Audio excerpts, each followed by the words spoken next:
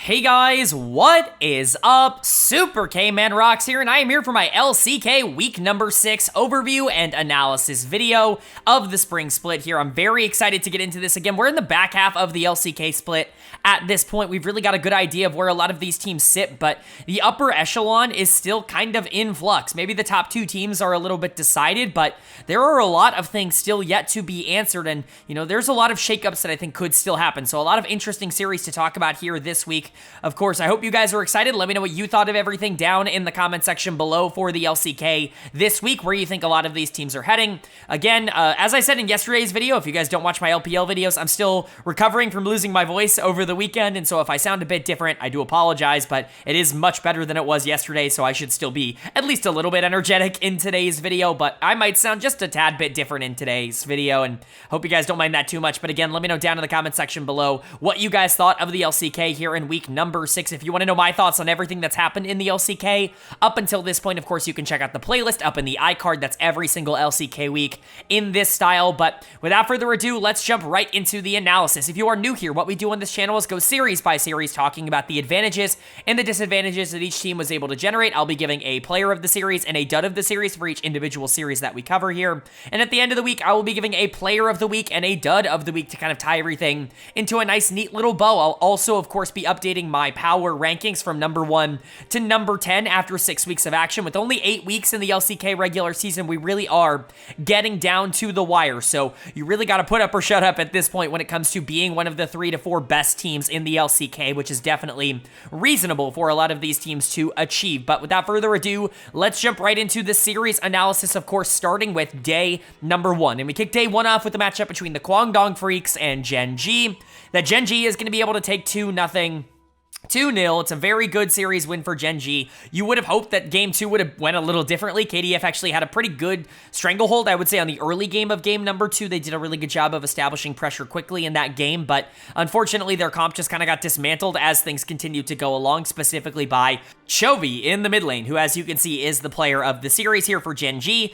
I don't know if this is a hot take, and it really shouldn't be, but Chovy has been by far and away the single best player in the LCK in 2024. I don't even think it's debatable. I really don't think anybody has even remotely been on his level in terms of the consistency that he has offered. He just wins every single game, and he carries games. He dominates opponents. Like, Bulldog's been better, I would say, this year. Not a superstar, but he's certainly been better. But Chovy made him look irrelevant in this series. KDF had a massive lead, and the LeBlanc almost single-handedly brought back game number 2. It was really good stuff, and that's not even talking about how he destroyed the game on Azir in game number 1. This just was a dominant performance from a player who has continued to dominate domestically. Again, I understand the argument around Chovy maybe not being one of the 3 best players in the entire world because he hasn't won Worlds, because he's never made it past the semifinals at Worlds. You know, if he makes a World Finals, if he wins a World Finals, all of this conversation ends up going away. You know, hell, even if he goes out and wins MSI, I think that will do a lot to end a lot of this discussion, but it's undeniable what he has been able to do at the LCK level. Domestically, there's an argument to be made that outside of Faker, he's the greatest Korean player of all time. And I certainly don't feel like that is a crazy argument to be made. He has won title after title after title, and he continues to win basically everywhere that he goes. He has been a dominating factor, especially since he's come over to Gen.G, and he is obliterating the spring split right now. In my opinion, it would take a lot of catching up for basically anybody to catch him in the MVP race, according to what has happened this split, in my opinion. But you also got a lot of good players on the top side for Gen.G. I mean, this team is stacked. It's why they're so dominant. Keen was really good in this series. I really like when Keen actually gets to play playmakers. He's been on tank duty a lot of this year. Not the only person who's taken a step back in terms of resources. Of course, Pays, I think, has also kind of been the more obvious person that's not gotten nearly as many resources as he did last year, but Keem has done a really good job of playing that more tank, weak side oriented top lane because he's so good isolated in the 1v1. Was still very good here, but it's nice to see him on things like the Twisted Fate in game number 2. Canyon was good. He could have been a bit better in game number 2, but was awesome on the Fiddlesticks in game 1. Love to see out there picks like that from Canyon against junglers that honestly aren't the worst in the entire world, and Pays FaZe and Lehens were also really good, but the series was once again about Chovy. He dominated, and he was really able to bring back a game number 2 that at times felt unwinnable for Gen.G, so credit to him. And then for KDF on the other side of this matchup, you're kind of in a losing spell right now, a losing skid. It's not really where you want to be. This team felt white hot after they had switched out their bot laner, for Bull, after Taiyun got benched and Bull came in. It's just not been replicable over the past couple of weeks as we've continued onwards. A lot of the momentum and the confidence that this team was able to generate is not there anymore, and now they're being skill checked against some of the best teams in the league, and they're not exactly holding up as consistently. Cuz is going to get done of the series here because his team fighting was horrendous down this stretch. The Vi was not good in game number 1, and he had so much control on the Lee Sin in game 2 and decided to give it all away, all back to Gen.G towards the end. Cuz has kind of been a very volatile player, in my opinion, the most volatile player in the LCK, one of the most volatile players in the world across this split. Again, nothing saying about him off the Rift here, but on the Rift, he's reminding me a lot of Klid right now, where he either wins his team the game, he's got a lot of series where he just insta-wins because he's super good, or he loses his team the game because he's going for a lot of these aggressive plays, and his team fighting has really regressed from what it was last year. I think it's very concerning to see him be so feast or famine, and you want to see that consistency start to lock in for him. It just has not been there at the start of this split. Dudu also has not been nearly as good as he was the last 2 years. I was big on the Dudu train. It's funny how that sounds, but I was really in on this guy the last couple of years because he was so good for bad, KDF and Hanwha Life teams respectively, and he finally got a roster around him this year, and I was really excited to see what he could do, and it's just not really taken that next step. We were all kind of assuming and hoping that he was going to turn into like a top 5 top laner in the world, and I think that's still realistic for him, but it's just not been there. Players like Keen have pretty clearly outclassed him, and he's not been very consistent even against the bad teams either. I also think Bull looked very not good on the Ziggs. It doesn't feel like he's very comfortable on these AP carries in the bot lane. That's okay. Not every AD carry is going to fit that, but Bull has also not been nearly as good as he was in the first couple of weeks of coming up to the LCK. There are real problems here for KDF that are not going to be solved just by, playing worse teams. They're going to have to figure it out eventually. Maybe we were overhyping this team. Maybe instead of being top 5, they're closer to being, 6th in the league and, an easy first round playoff out, but that's kind of a disappointment considering what they were for a lot of this split, where they were interesting in a team that I think could, make the early rounds of the playoffs interesting. They just have not been that over the last couple of series, but for Gen.G, great win. 10-1 looks really good. I mean, they made that mistake coming back out of the Lunar New Year break against KT Rolster. Outside of that, this team's been nearly perfect across this split, and like I said, Chovy has just been dominant. Canyon has been one of the best junglers, especially in the last couple of weeks. FaZe and Lehens have really developed nice synergy because Lehens is very good right now, and FaZe is very, adept at taking a back seat, at least in terms of what he has shown here, being more of that secondary carry, late game carry, and Keen has been whatever they've needed him to be on the top side. Gen.G looks like they're in incredibly good form, and that's not good for the rest of the league. And then moving on to our second series of day number 1 here, and we're talking about the top teams. Might as well keep it going. T1 taking on FearX, and T1 does get the job done in 2 games as well in their first series of the week. T1 is also playing out of their minds right now. Them and Gen.G are neck and neck. The only reason Gen.G's been above them in my power rankings is because they beat them the last time they played. They still have another regular season matchup, and I imagine that is not the last time we are going to see these two play in the spring split. But for now, T1 is continuing to look amazing. They feel very complete as a unit, and I talked about how Chovy was kind of the clear front runner in the MVP race for me right now in the LCK. Well, if there is anybody in the league that is going to contest him, it's going to be Faker. These two have been neck and neck the entirety of their careers up until this point, because both of them have been better than everybody else that they're playing against, but especially right now. Faker has been dominating in lane in a way that he hasn't in a while. It feels like he's made a bigger commitment into focusing on isolating himself in those 1v1 matchups instead of shoving and roaming and playing the more macro-oriented style that he was doing a lot of in 2021 and 2022. Still very good in those years, but that more concentrated focus on the individual laning, I think, has really paid dividends for his stats, and that's become very clear. He dominated this series. He's going to get player of the series. Not quite as clear as it was in the last series, not because Faker was any worse than Chovy was, but rather because the rest of his team was so incredible. I really wanted to give this to Gumayushi, who I thought continuously played awesome in this series, we'll talk about him in a second, but what Faker does at such a high level is exert pressure, is create priority. I say it all the time on this channel, prio for his jungle, for the rest of his team to really be able to make whatever play they want to make. Faker is almost always going to be first to whatever play ends up happening because he's always in the right spot. He's individually good enough to destroy someone like Closer, who's an okay mid at this level in lane, and he's going to really translate that into domination in the mid game, and that's really where Faker takes over and makes his difference. He's not the only person who played really well in this series for T1, though. Guma was terrific. I don't really know what top 80 carry in the world that gets less help from their team than Gumayushi does, because this guy is elite. He's been elite for a long time, even if, Reddit kind of took a little bit to get on board with that. I was a big defender of his in 2022, and obviously everybody figured it out last year by the time we hit the end of the summer split, but Guma is one of those players where he's left on an island so consistently that he's very good at 1v3ing, whether he needs to kite out on the Kalista and just kind of avoid a lot of the engages that are going on from the Varus and the Maokai and the Nocturne and the Zac and all that stuff. His positioning is just so elite. It's so top tier. He's not always going to be the most aggressive AD carry in the world. He's not going to be the one that's going out there and making the most plays, but you can sure count on him to be the most consistent ADC, or at least one of them in the world. Zeus was also phenomenal. This guy has been terrific. He had a great start to the year. Has cooled off a bit as this team has played more for mid lane, not because he has been bad, but rather he's been more of a I win lane and then my team has already won the rest of the game kind of thing. It's not necessarily his fault. He still has been the best top laner in the LCK, in my opinion. And Owner and KT were also very good. I've been critical of Owner because it really does feel like he's kind of the forgotten man on this team, but I thought his game number 1 on the Viego was great in this series, and one of the more complete carry performances that he's been able to put on this year so far. So just, T1's clicking. We talked about it with Gen.G. When you have a roster that's this talented and they play off each other well, we've seen what this team can do. Back-to-back World Finals, winning one of them, that's T1's ceiling. And then for Fox on the other side, they're just an okay team. Really, what do you want me to say? They continue to try their best. They're on this big losing streak, but that's because they spent the beginning part of their year playing the bad teams in the league, and now they've spent the second part of their year playing the good teams in the league. They are firmly at number 7 in the power rankings, and this was another kind of example of that. I know a lot of people really like Closer. I've been very low on him basically from the time that he got signed to Sandbox on this channel. I pushed back on it a lot, especially in 2022 when he was an all-pro. That was ludicrous. That team was Croco, Prince, and Kale, and, Dove and Closer were there, right?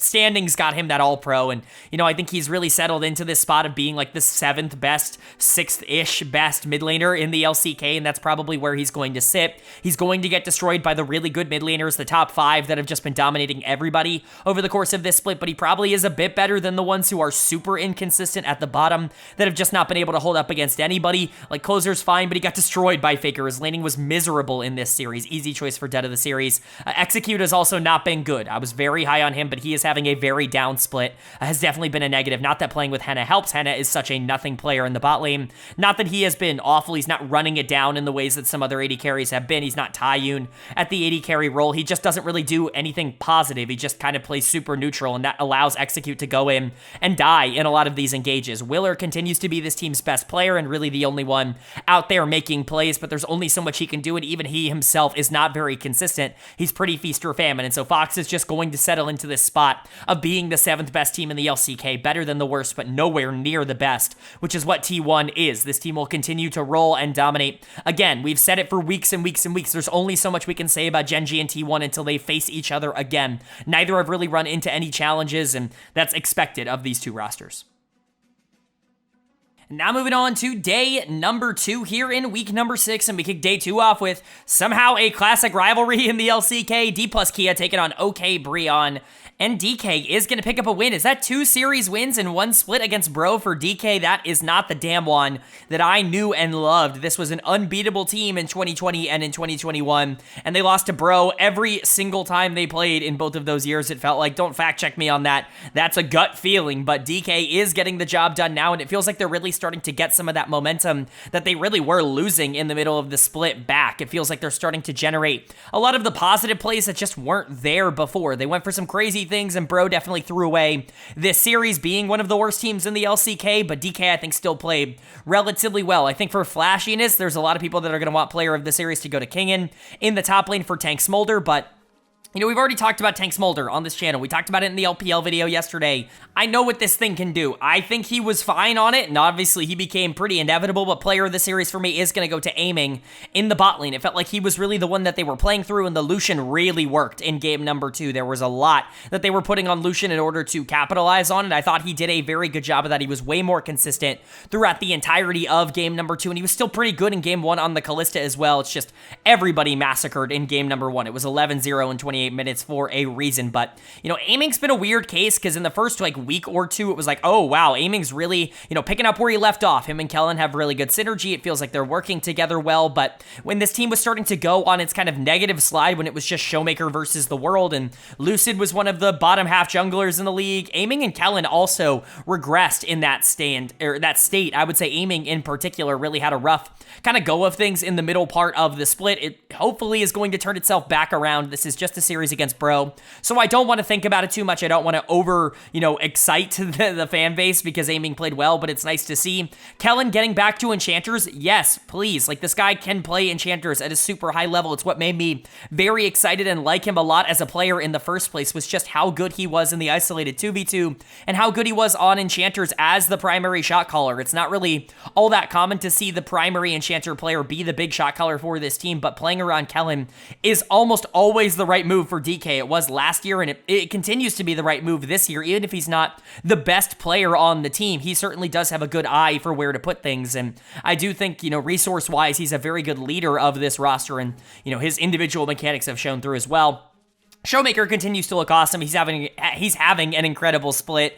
Zir in game 1 was really the standout, but he still was good on the Karma, the double enchanter in game number 2. Lucid was good, definitely the better jungler, but didn't really have to do a whole ton, and Kingen is going to get more known for the Smolder tank, you know, top here, where he eventually became inevitable. He wasn't particularly strong in the laning phase against Cassante. Who would have seen that coming? But you hit 20, 25, 30 minutes into the game, and all of a sudden Smolder just cleans up every single fight because the bases on that champion are so high if you can stack up. And so, you know, good for Kingen. It's really good to see him take advantage of something that is incredibly broken in the game right now, but I don't think he individually played it particularly well. This was mostly Aiming to me, but yeah, shout out Kingen. This was probably one of his more notable games of the split. And then for Bro on the other side, that 2-win, you know, week last week was definitely more of an outlier than it was the consistent, you know, trend for Bro. It was definitely weird to see this team winning last week. I did not expect it to continue, and here they are crashing back down to earth. Out of the series is going to go to Gideon in the jungle at the beginning of the year when this team was awful, like unable to win games 1-14 or whatever they were. Gideon was the only player that was actually putting up any sort of fight in any of those series, but he has since come back down to earth, even with the rest of the team playing better, with Morgan kind of playing a bit better.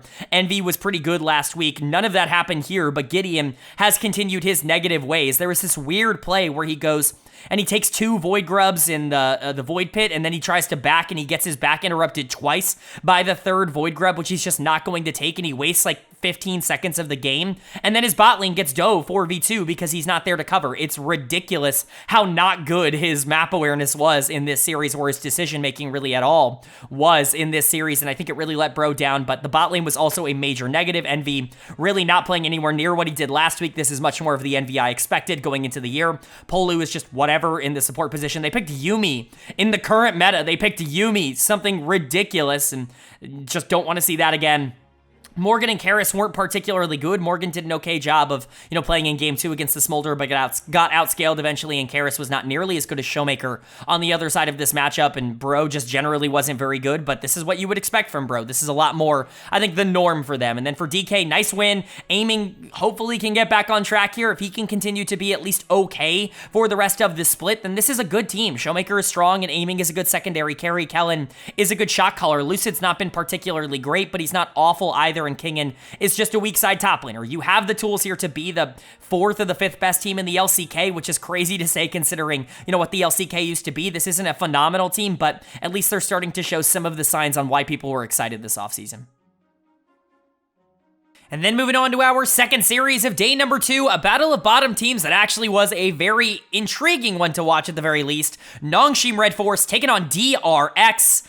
And DRX is actually going to pick up a pretty big victory for themselves here. They looked completely lost, on the verge of just being, you know, not playable towards the back half of this split. They've had a lot of players that I think have been close to that unplayable mark. All of their topside, Rascal, Sponge, and Satab, have been awful across this split so far, and even with Teddy and Pliata at times playing okay and, being fine, they're certainly not the kinds of players that are going to win you games on their own. They just don't, Teddy in particular just doesn't have that kind of mentality, and so I was giving up on DRX. I just didn't think this was going to be a team that was going to win more than 3 games this split, but they make a substitution in the mid lane. You get something unlocking in the jungle because of it, and all of a sudden this DRX team looks a lot more interesting. Nongshim is not a disaster of a roster, and they got beat in this one. They definitely were the worst of these 2 teams, so let's talk about it. First of all, Yehu coming in games 2 and 3.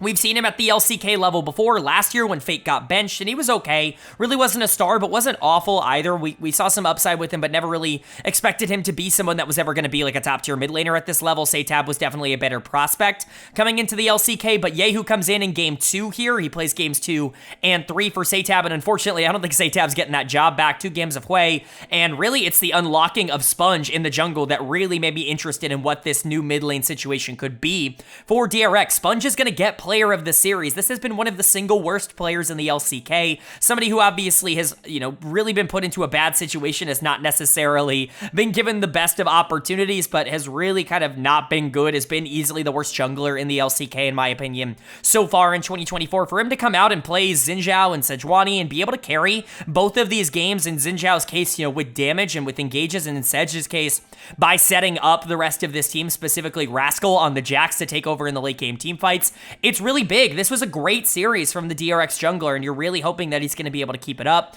Yehu, I thought, was really good on Hui. Poor Satab's probably not getting this job back, if only because they won this series and not for much of what Yehu did, but Yehu was good. He was just about as good as Call Me. They're playing the worst mid laner in the league at the current moment, maybe outside of Karis, or maybe even considering Karis, and so it's not like it was the toughest of competitions, but Yehu actually did look very interesting in this one. But Rascal was a big takeover threat in game number 3 on the Jax. This guy has been tremendously bad, in my opinion, this split. He was also underratedly bad last split. I saw a lot of people defending him. I understand that, there's an opportunity and the potential that he just kind of got mental boomed and kind of checked himself out and was really bad in the back half of the year because of that, but I saw a lot of people saying Rascal was quote-unquote trying to 1v9 in 2023. Just wasn't happening. Like, that was not the tape that was on the Rift, and he has shown a lot of similar traits so far in 2024 where he's just not winning. His laning has been horrendous, and he can't really do anything in the mid to late game, but you give him a champion where he can scale that later, and you can get some of the better, positive aspects of Rascal back out. He was okay in lane in this series because Din's a really bad laner as well, but the Jax was able to take over in team fights, especially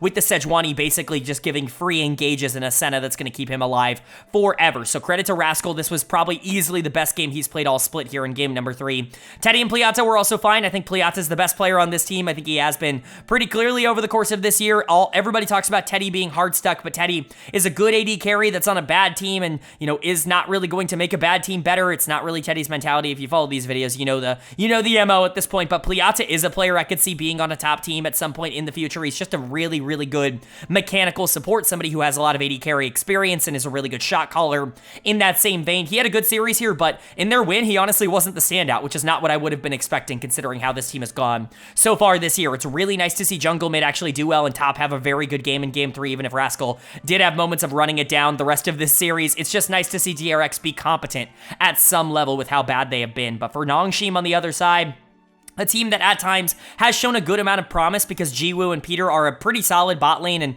probably have been the better bot lane of these two across this split up until this point. Jiwoo in particular is a very interesting AD carry moving into the future, and Sylvie I think has taken some nice developments. Din is better than he was last year, even if he's not consistent. Even if mid lane has been a disaster for this team, Nongshim's been okay to watch, but this series, all of that regressed. Sylvie went back to what he was in 2023. He's going to get done of the series going into Sponge and getting out jungled on 2 games of Rel. That is a disaster for him, and somebody who was taking positive strides just kind of got blasted back into last year in this series, in my opinion. You've got Din, who, again, I thought also was making strides, still wasn't consistent at all, or even really all that good against top teams, but against bad teams, he was showing that maybe he did have some juice in the system to be able to win some games for his team. Got destroyed by Rascal, was never really relevant at any point in this series, and Rascal has not been good on the other side of this matchup, and even if Jiwoo and Peter continue to look good, especially in game 1 when Jiwoo was able to scale up and take over games on the small Smolder or take over that game on the Smolder. There just wasn't enough. Calmly's not going to be generating any pressure in the mid lane.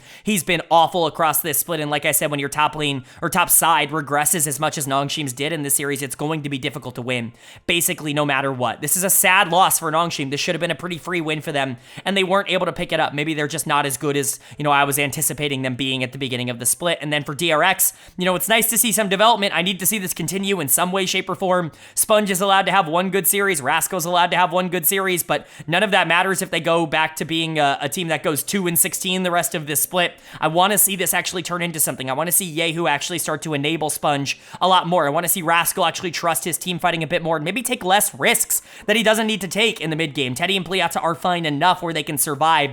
If the top side of this map is doing well, DRX could be interesting, but I'm going to need a lot more than one series against Nongshim to change my mind about this team.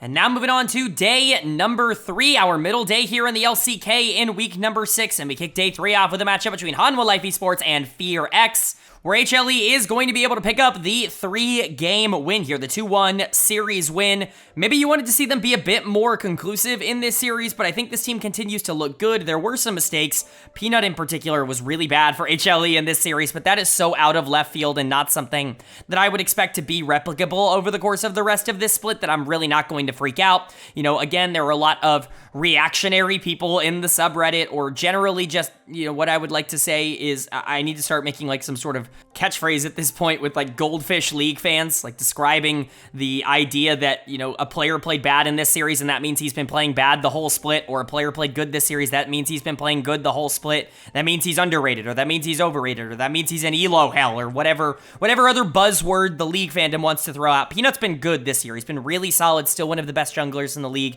He just didn't play well today, and that's going to happen every so often. I'm not going to freak out about it, but the carry duo continues to excite here for Hanwha, and they're the two that have been pushing this team forward. The two that were on this team last year are the two best players right now on HLE. Viper's going to get player of the series. Thought the Varus in game 3 was a lot more consistent than anything else that anybody else had on this team, I should say. He was really good in this series, and he continues to be really good. I think he's found this really nice niche.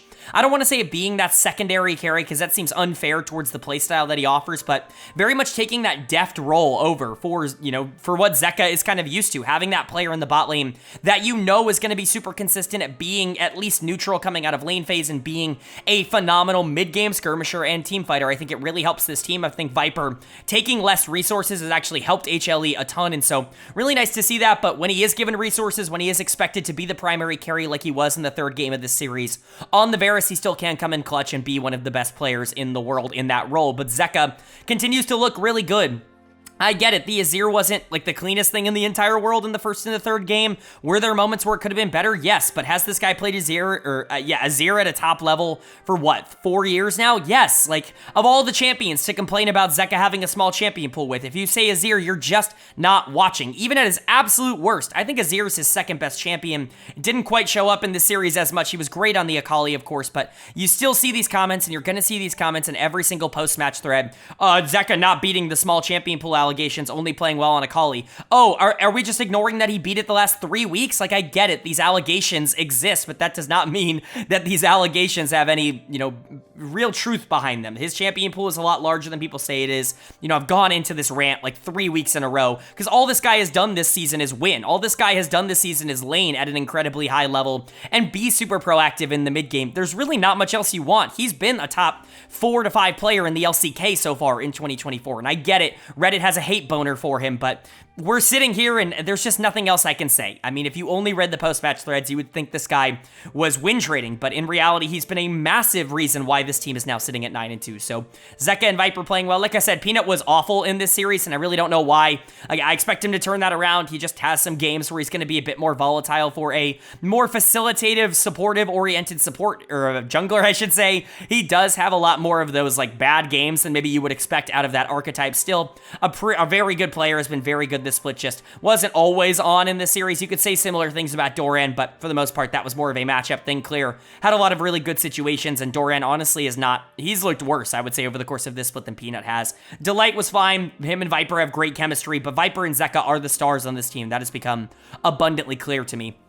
And then for FearX on the other side here, just, again, another pretty typical matchup. There was an opportunity for them to potentially do a little bit better than what they had been doing in previous series by taking down Hanwha, but they're not able to capitalize on it. Willer is going to get done of the series. It feels like every single series he's either winning it or losing it for his team. I mean, the losses, sometimes he looks good, sometimes he looks bad. It's crazy. He's either the best or the worst player on his team, and there really is no in-between right now for Willer. It's kind of fun to watch, but it's not necessarily something that would translate into good gameplay. I think both junglers were very underwhelming in this series, and Willer definitely needs to be a bit better, but he was good earlier this weekend. He's been good in FearX's losses before, but he's also been really bad in FearX's losses. It's really interesting. It's hard to get a read or a grip on what Willer is right now because he's been so inconsistent, but there are other positives. Closer was definitely better in this series. I think the Taliyah into Azir matchup is going to be fine so long as you can shove and roam and try to get prio for your team. Clear was actually a lot better in this series. I thought he actually had a relatively okay week considering this team went 0-2. He really didn't play as bad as he has been at the beginning of the split, which is nice to see. Still don't think Execute is playing really at any good level right now. He's been a very below average LCK support.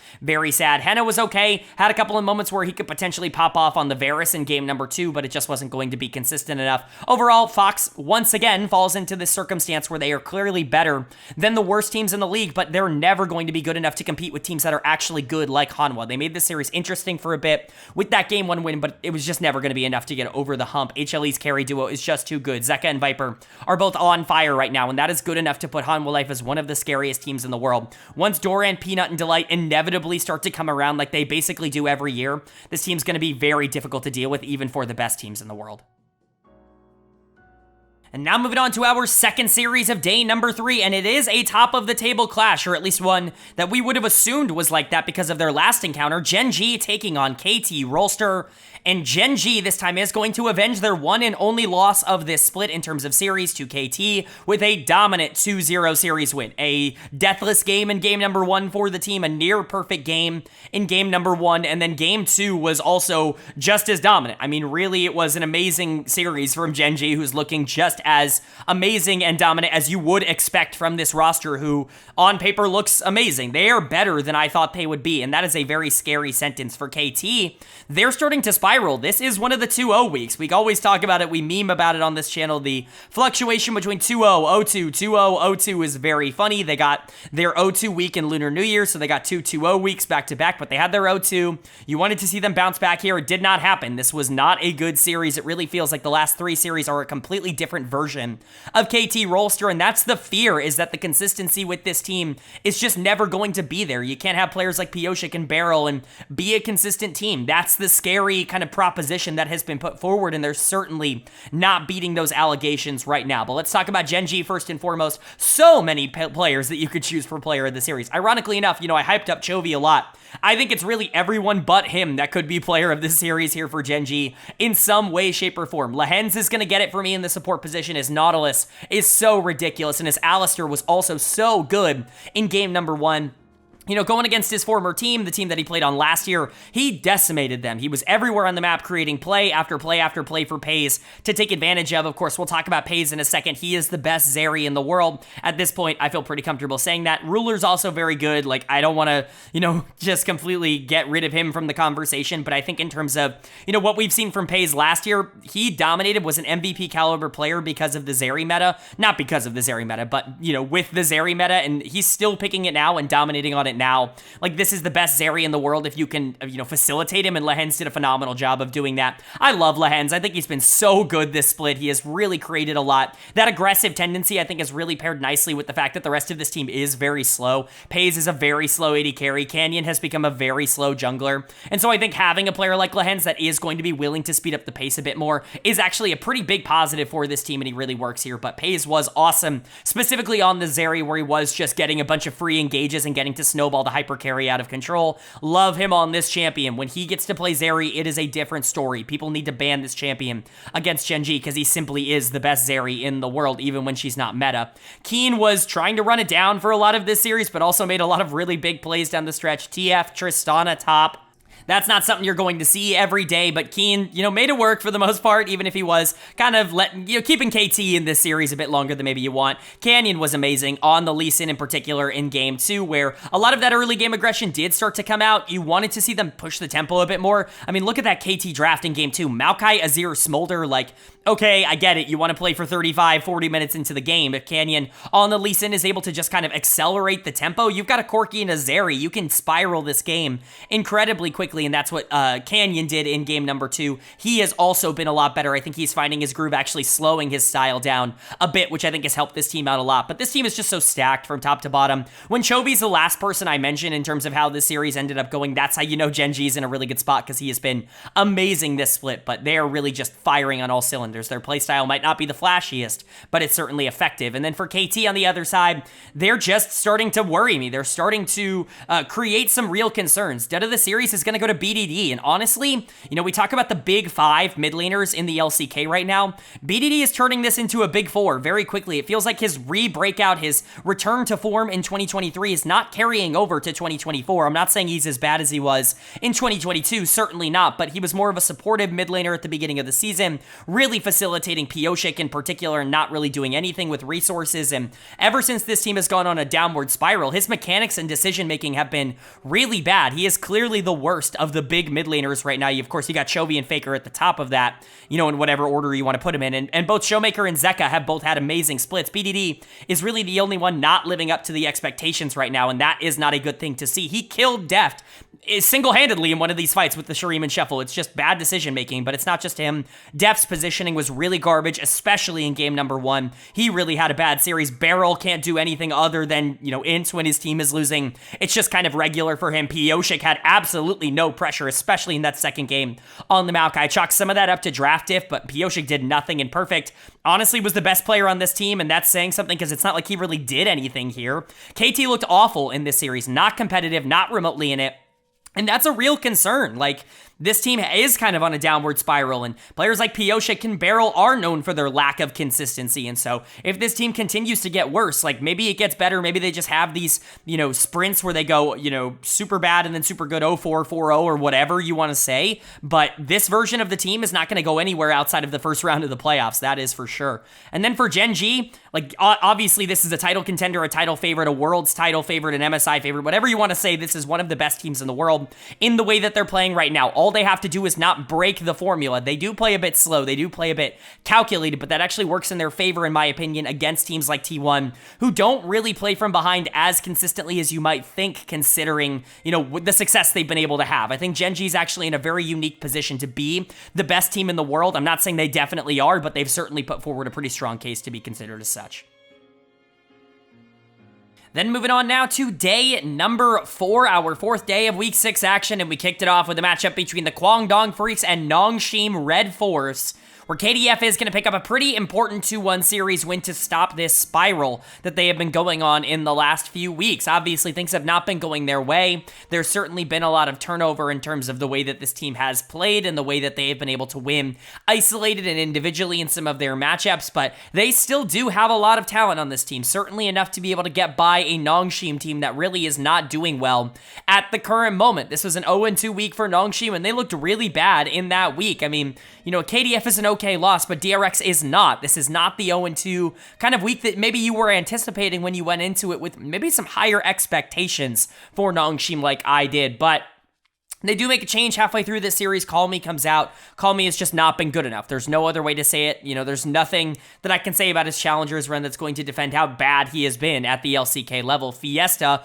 who is also not good, came back in, but at least they were able to win game 2 with him. It'll be interesting to see where they go. But for KDF, really where they were able to generate a lot of those advantages was, for me, in the mid lane. Bulldog is going to get player of the series, and honestly, he's been pretty good this year, even throughout a lot of the down moments where Bull and Ondil have definitely taken a step back, where Cuz and Dudu have taken a step back. Bulldog has somehow become a pretty consistent player for this team, if an unspectacular one, which is the opposite of the scouting report that we kind of had on him going into the year. It really felt like Bulldog's career was going to be defined by whether or not he could figure out how to be the best version of himself from game to game. He was so good in spring, really emerged as a really interesting prospect, if one that still needed to grow a bit more, and he did take a step back in summer. And while he's not having the highlight moments that he had in spring of last year, in my opinion, so far this split, he has been been significantly more consistent from game to game, and that was epitomized by this series, where really, he wasn't the best player in either of their wins. I think you could argue Cuz or Bull or Ondil were definitely the more important players in the good games, but when you look at the stretch of all 3 games that KDF played in this series, Bulldog was the best player in this series, and that's such a positive thing to say about Bulldog, in my opinion. Really happy to be able to talk and say about that, you know, for him. But like I said, you know, some positives to go around for some of the other games. Cuz was great in game 1 on the Sedge. Really was able to set up the Azir to be able to take over a lot of the fights in terms of the damage. But Cuz was really the one controlling the tempo. You know, he can coin flip, and he landed on the good side in this one. And then in game 3, it really was about the bot lane. The Varus Ashe just was not answerable for Nongshim Jiwoo. Played this series really well and was great in game 2, but Zeri can't really do anything when she has no engage, or at least a player who's playing really bad in the engage role in Peter. And you're going against Varus Ashe. There's almost no way to play that, and that bot lane ended up decimating that 3rd and final game. So credit to KDF. They definitely had good moments. Dudu was fine in this series as well, but I really do think that the player that was the most consistent, that did a lot of the good heavy lifting for KDF here, was Bulldog in the mid lane, and I do want to praise him for that. But for Nongshim on the other side, you know, this is just not a good League of Legends team. No matter how good Jiwoo is, he really is the only good player. And I know the term ELO hell gets thrown around, and I clown on it all the time on this channel. I think it's one of the worst phrases that the League community has just kind of attached into pro play, because it doesn't really apply to pro play in the same way that applies to solo queue, but I get the intention behind it. I just think it's very dumb. But if there is a player in the LCK that I think that applies to, it's probably Jiwoo right now on Nongshim. This team is garbage, but he has been consistently very good, and the Zeri looks good. There's just only so much he can do, and Peter was awful this series. He's going to get done of the series. I think Peter's been pretty good across this year so far. This bot lane has definitely been a positive, but Jiwoo's the better player of these two, and, you know, Peter really let them down, really let Jiwoo down in this game number 3, where his recon was int-worthy. He's going to have bad games. He's not a perfect player. He's not an upper half support or anything like that. I do think he's been more consistent than people are going to give him credit for, because again, goldfish-brained League players are going to see this series and say that Peter has been bad all split, but this was more of an outlier than it was kind of the regular. This bot lane has generally been very good, and it was very good in game number 2. It just was really bad in game number 3. Fiesta looked okay when he came in, but Fiesta's not a game breaker. He was awful last year for Nongshim. I don't really think that that's going to be an upgrade. Sylvie did not have a particularly good week. Maybe one of the worst that he's had all split long, which is really sad, again, because he was on the upswing coming out of the last couple of weeks, and really how bad his 2023 was. He was definitely playing better in 2024, but that's not carried over. Din Din versus Dudu didn't really matter at all in the top lane in this matchup. Nongshim just didn't look good. Really nothing else to say. When Peter doesn't play well, they're probably not going to win. Like, Jiwoo is the win condition, and when the bot lane isn't dominating, both of them looking good, then Nongshim's really not going to have a lot of opportunities. But for KDF on the other side, you know, I like that this has become more of a team effort, but there are concerns about the consistency game to game of this team still, as much as Bulldog has kind of increased on that. Cuz is not consistent from game to game. Bull and Ondil are not consistent from game to game. Even Dudu has not really been that consistent from game to game. There are real concerns with this team and whether or not they're going to be able to keep up the pace that they set for themselves and the expectations. This is an okay team, but talking about them anywhere near the top 4 was probably a lot richer than what their reality was, and we've definitely learned to grow into that, I think, as the season has progressed. And then moving on to our second series of day number 4, and a top team, bottom team clash that went as expected. T1 taking on OK BRION, and T1, of course, does get the job done. They're going to move to 11-1 to match Gen.G. These two teams at the top of the standings are really, once again, just waiting to face off with each other. I'm probably going to keep this analysis section a little bit shorter than maybe you would expect, closer probably to 4 minutes than to 6 minutes, just because, I mean, really, what do I talk about here? They had a new jungler. Sweet. Like, this guy is fine. You know, I know that this isn't going to be a permanent swap or anything, and so this is more of just like a, okay, well, what's he going to put out against Bro, who's a very bad team, and it turns out, you know, he's okay. He had a couple of good moments, but Faker really got to do a lot of heavy lifting, and they won, and Bro is really bad. They have crashed entirely back down to reality and to Earth after their 2-0 week last week to get basically their first wins of the split. This team inexplicably keeps going to Yuumi in the support position, which is just a disaster in her current state. It is a very, very strange draft decision, team decision. I don't really know what's going on, but let's talk about T1.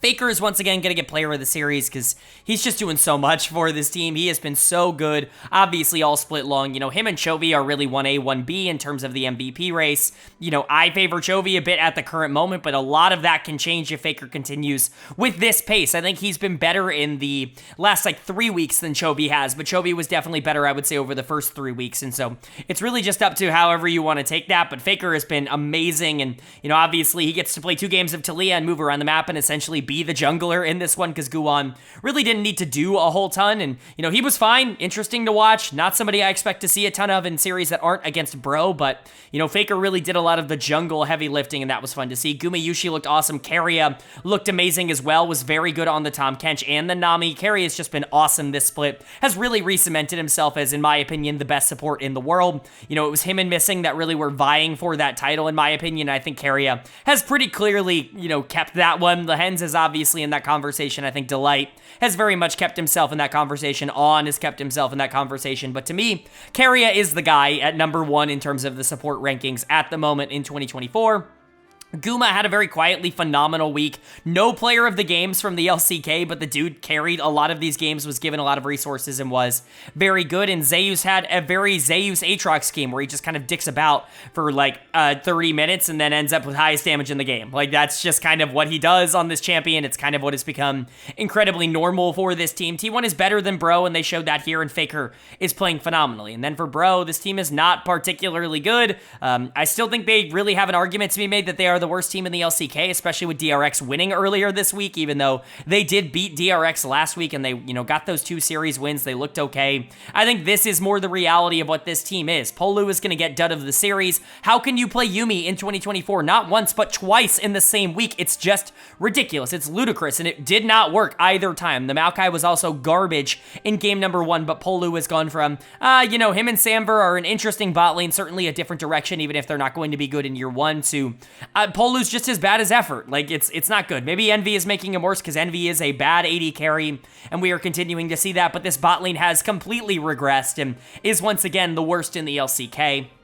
And then even if the rest of the team was okay, Morgan was bad, Gideon was bad, you know, maybe not awful, but Morgan was not good and Gideon was not good. Karis was fine, I guess, got a ton of room to operate because he basically had a free laning phase in both of these games, what with Faker leaving and shoving and roaming every single game, but it didn't really matter. It's not like he did anything with it, so Bro's just not very good. There's nothing else to say. This is, once again, probably the worst team in the LCK, and T1 really up there for one of the best teams in the world. It's just going to be, you know, that series against Gen.G that everybody ends up taking a look at. There's only so much I can tell you about this team that we haven't covered for so long. They're very, very good. Even with the sub jungler, they have enough firepower to beat a team like Bro. This is a phenomenal team, and, you know, there's really nothing else to say analysis-wise at this point. And then moving on to our 5th and final day of LCK action here in week number 6, and we kick the 5th and final day off with a very big series between 6 and 5 teams, KT Rolster and Dplus KIA. And Dplus KIA is going to take it in a 2-1 series win. KT is 0-4 in their last 4 series. They have dropped to 6-6, 500 on the season, which is not particularly good things. Maybe balancing out this 500 roster, producing a 500 record at the current moment is very funny considering the memes surrounding these players. But for DK, this is obviously a really nice win. You've been waiting for something to start going right, and it feels like this team is getting on, you know, the right track. Maybe they're not perfect. This series certainly wasn't perfect from them. Game 1 and Game 3 were both DK wins, but they were both absolute fiestas. Really not clean gameplay from DK at all, but at the end of the day, beating KT Rolster was super important for what they needed to get to in this week, so big stuff from them. Let's go ahead and talk about it. Player of the series is once again going to go to Aiming in the bot lane. He really is the carry that they have decided to start playing through, and I kind of like this idea. This is not the first time this week that KT has gotten burned by a bot laner that got them to Worlds last year, with Lehens beating him earlier, Aiming beating them now. Pretty funny how that ended up working out, but Aiming, I think, as the primary focus for where to put the resources for DK actually is a pretty intriguing strategy, because like I said earlier, Kellen being strong side has always been a better version for him. He's a shot caller that likes to be the primary focus and likes to, you know, play through himself, and I think generally playing through bot lane is pretty strong in its current state, as we saw in game number 3 here with the Zeri, but, you know, Showmaker is the best player on this team, and he's really good as a facilitator. He's also very good isolated in those 1v1 matchups because he is just better than a lot of of the people that he's playing into, and so, giving a lot of those resources to aiming, allow Lucid to play a much more straightforward style through the bot lane, and really let Showmaker just kind of win on his own. Kingen can be weak side top. That's a good strategy for DK to win games, and that's kind of what they did here. You put aiming on a hyper carry in game number 3 on the Zeri, you give Kellen something that can enable him. He's a phenomenal enchanter player, and I think getting back to that has helped. You put Showmaker on something that he can just win with, and, he was on the Karma for most of the series. The Azir also fits that style, and Lucid on a playmaker and on something that really doesn't take a ton of execution to actually pull off at a super high level. No offense to Lucid, he played really well towards the end of game 3, and they don't win this series without his rel engages, but at the end of the day, he was kind of bad for most of this series and then had a couple of really good rel engages, and so it is what it is. But aiming was really good in game 1 as well, I want to say, on the Lucian. That's also something I didn't point out. Lucian Nami, not a great lane, very good for DK, because aiming and Kellen both play these champions at a super high level, so certainly a pretty good series here, and even if it wasn't the cleanest, even if their ability to close out games was not good, and their ability to execute on a pretty straightforward standard front-to-back teamfight comp wasn't, excellent, this is still a big win, and I think this team is getting better, which is the good direction that you want it to go in. And then for KT, not great, man. This is not where you want to be after how this team started. You started 6-2, you're now at 6-6. That's really, really bad. It's really not a good situation. We talked about some of the problems that they had encountered earlier on in the week, but this time it was the bot lane. Dud of the series is going to go to Beryl. He's really kind of been, he's been better than I thought he would be, if only because he's had a couple of really good games, and at the beginning of the split, things were working. Deft was being really aggressive, and these two were matching pace and being strong side for this team, which is not something that I expected, but, they've kind of come crashing back down to earth. This week was really bad for this bot lane. Beryl was really not good. Deft was really not good in this series. If he didn't have such a good game number 2, Deft probably would have gotten done of the series here, because he just wasn't very good, and he wasn't good earlier this week either. It just doesn't feel like they are clicking in the same way. Once again, Beryl, Deft, and Pyosik as a trio have just never been particularly consistent, especially when playing together. Now, Deft has been a player who has been a bit more consistent in the past, but Beryl and Pyosik are notorious for being flip-floppy, good and bad, and good and bad, and it's not like you have other players on this team that are good enough to drag them out of that. BDD was okay in this series, but Showmaker certainly was better, and Perfect was actually pretty good and was able to take advantage of Kingen being the weak side in the top lane. I think Perfect is getting better over the course of this split, but when your primary focus for bringing this roster together, being the DRX core of Pyosik, Deft, and Beryl, isn't playing well and are getting outplayed and being very sloppy against DK, you're just not going to be able to win a lot of games, basically no matter what else is happening, because Perfect certainly has not been perfect across this split, and BDD had one of his better series in a while here, and so, I don't really know what to say, but there is real concern surrounding KT. Incoming 2-0 week for them next week, where they just dominate and they look utterly unstoppable. I know this team's going to fluctuate back and forth between good and bad, because that's just what they do, but for now, there are real concerns and real worries for them. But for DK on the other side, hopefully aiming being the primary focal point, playing around Kellen in the support position, allowing Showmaker to be more on these shove and roam supportive style mids. Hopefully that's an identity that they can really get behind and that they can execute on at a consistent level. Lucid needs to be better. That's really going to make or break a lot of DK's split, is if Lucid can step up and really become, a top tier or at least an upper tier LCK jungler, then I think DK has the potential to be a top 4 team in the league, right? But right now, top 4 is wide open. Top 3 feels locked in. DK has maybe cemented themselves in the top 4 with this win. I want to see more from the top side of this map. I trust Showmaker, and aiming and Kellen are in a good position, I would say now. If they are going to get that good, performance out of the top side, I think things are going to get better.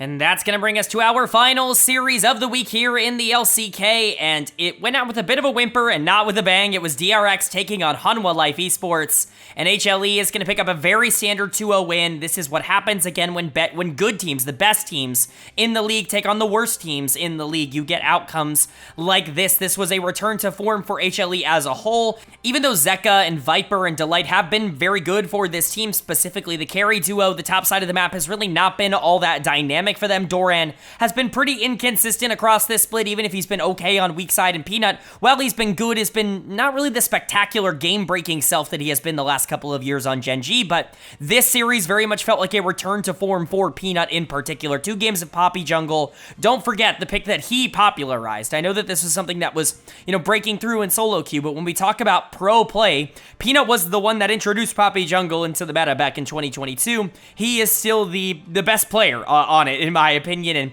he really showed that off in this series. Yes, it's against Sponge, who is really not the best jungler in the entire world, as we know, but this was phenomenal stuff. His engages, his map control, it was all vintage Peanut. It was classic version of him that we've seen for many years on the top teams. This is one of my favorite players of all time, and I think he should be one of your favorite players of all time because he's just really fun to watch. Can he be a little slow sometimes? Yes. Can he be a bit inconsistent at times? Yes. As I talked about earlier this week, for a facilitative, supportive jungler, he can be a little bit more feast or famine than maybe that archetype would indicate, but when he is on, he is on. Like, he destroys games in a way that other people don't. I always said that he was like a better version of Tarzan, and I like Tarzan a lot. I just think Peanut really takes that archetype to the next level, and we saw that here. Zeka was also phenomenal once again on every single post-match thread of Reddit. When he plays even remotely inconsistent in any way, you're going to see Zeka not beating the one-trick allegations, you know, Zeka not beating the small champion pool allegations, and then when he comes out here and plays the same exact champs, but plays really well, no one says anything. There's not a single comment about him on the entire thread. It's weird. Again, I use the term hate boner. It's weird what they have for Zeka, because this guy just continues to dominate. He was the primary damage carry in this series, and he looked amazing on Azir, one of his signature champions, might I add. Also, want to give a big shout out to Chronicler. This guy is doing God's work on broadcast, bringing up the fact that Zeka's champion pool isn't nearly as small. He's making jokes about it. Love you, Chronicler. I'm glad we're on the same side, the same team when it comes to this. Zeka is amazing, and him and Peanut played really well in this series. Viper and Delight continue to be great. Delight, in particular, in this series was really fun to watch on the engagers. And like I said, Doran was really consistent. Rascal was very aggressive, definitely tried to make some plays, got some gold on the Jax in this series, but Doran was generally better. Rascal also made some horrid plays down the stretch in this game, which he is known to do. And so, you know, HLE pretty consistent across the board. Peanut and Zeka definitely the standouts, but I think everybody played well here. And then for DRX, not able to follow up their win from earlier this week with anything against HLE. This team is just not good enough to be able to stay consistent in that regard. It's been the negative players that have continued to be a problem. Sponge is once again going to get a dud of the series. He's gotten the most of those of any player in the LCK. Just not a particularly good rookie year for Sponge. It's okay. Hopefully he continues to grow like he did earlier this week against Nongshim, but this was kind of a regression back to what he had been all year long. Pliata was actually the worst he has been all year. I think this is the single worst series he's played. I've said it a lot. I think he's the best player on this team. I think he's been the best player on this team across this year. I think Teddy gets a lot of credit for things that his support is doing really well, and it's sad to see him play 2 games of Nautilus where he's just not relevant at all. There were moments where Teddy was okay in team fights, but again, his early game is so weak. It's Zeri. I'm not really going to blame him entirely on this series, but you know, him as a player, his early game is generally pretty weak, and it really does create a lot of holes for the team. But Yehu continues to look like the answer, even if he's not perfect in the mid lane.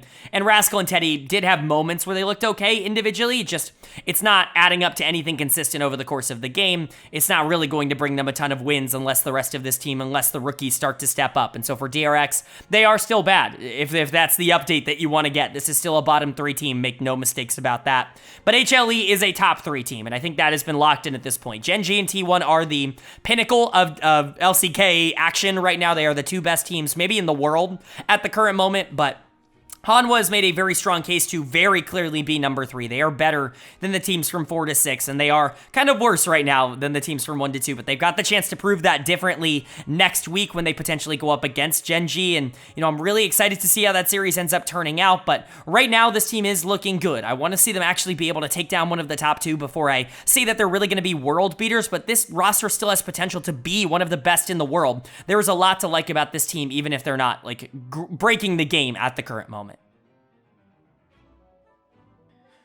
Alright, but that is going to do it for my LCK Week 6 overview and analysis video up on the screen. Now you're going to see the updated standings after 6 weeks of action.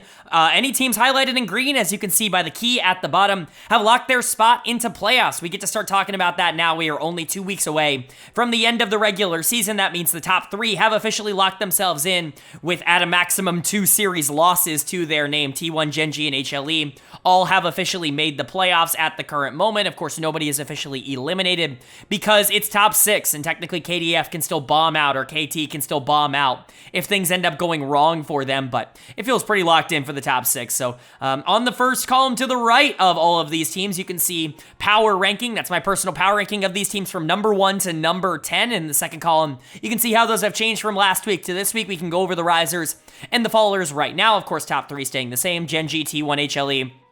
Gen.G and T1 are to be determined until they play each other again. Gen.G won the last meeting. I say this every week. HLE pretty clearly the number 3, but there are changes in the playoff ranks as DK is going to move up to number 4. There's really just no other way for me to put this at this point. This team beat KT Rolster and they're on a 5-series winning streak. Yeah, I feel pretty good about putting them up to number 4, even if they're not playing perfect. KT's going to drop to 5. KDF is going to drop to 6. Neither of these teams look in form at the current moment. Things are going to have to change before I feel more comfortable moving them forward. Fox is going to stay at 7 because to me they are still clearly better than the bottom 3. Again, we expected this 7-game loss or this 7-series loss streak. We all saw this coming. I talked about it on this channel that this was almost certainly going to happen. So I'm not going to freak out and, you know, make some drastic changes because they're losing now. I still think they're better than the bottom 3. They just haven't played them. And then bottom 3, whatever order you want, man. I put DRX at 8 because they beat Nongshim this week, and Nongshim's going to go down to 10 because this team has just not been good at all over the past couple of weeks. But whatever order you want the bottom 3, I more so have them all at 10. Like, that's really the most accurate way I can tell you is they are all the 10th best team in the LCK right now. That is more accurate than any sort of numbers will say. But those are the standings. Let me know what you agree with or disagree with in the power rankings down in the comments. Do we agree? Are we in disagreement? Do you have similar or different rankings? Would love to know whether you're higher or lower on some teams. But it's time to move into my player of the week and my dud of the week. And week number 6 was really interesting because I think this was a very easy conversation for both of these. Player of the week for me is going to go to Faker. Really not a lot of debate here, even in the series where he didn't have a jungler. He did everything for his team. He played mid and jungle. This guy dominated this week. He's been on a great tear the last 3 weeks in particular since coming back from Lunar New Year, but he's been really good all split long. Like I said, it's him and Chovy in a race, 1A, 1B in terms of the MVP right now. It's all up to personal preference where you land on that debate. Runners up, the honorable mentions for me, aiming the bot laner for DK. They put a lot of pressure and tempo into him this week, and he really did pay it out. Whether it was on early game AD carries or late game hyperscalers, whether it was Lucian or Smolder or Zeri, he could do it all, and it was a pretty good week. I think DK has really solidified their style, and aiming is a big part of that. And then Lehens for Gen.G felt like he was the most active player on Gen.G this week, and really destroyed the matchups that he was supposed to win, especially against KT Rolster. Really funny seeing aiming and Lehens next to each other as runner-ups here, as they were a bot lane last year. But moving on to dud of the week for week number 6, pretty easy argument here as well for me. It's going to go to Polu, the support for Bro. Just really bad week. 2 games of Yuumi. I mean, what else do you want me to say? That champion is unplayable in her current state. And also, I hate watching her in pro, and Polu did it twice. And so, yeah, he sucked in both series. He's going to get dud of the week. There were other options for this, definitely other players that were on the table, but Polu felt like a pretty obvious answer in my eyes for dud of the week in week 6, and Faker felt like an obvious answer for player of the week in week 6. But that is going to do it. Let me know what you guys think down in the comment section below. If you enjoyed the video, leave a like. It really does mean a lot. Lets me know you guys are enjoying the content, and it does help get this video out to a lot more people, which I'm always very appreciative of. If you're new here, hit the subscribe button. We don't only post about the LCK on this channel. We post about all 4 of the major regions. That's LCS, LEC, LCK, and LPL every single week, as well as the NACL Tier 2 over in North America every single week on this channel. So if you want a comprehensive overview of everything going on in LoL Esports, hit that subscribe button and hit that bell so you can be notified when those videos do go live. But of course, with all that being said, I hope you all are having a great day. I hope you continue to have a great day, and I will see you all later.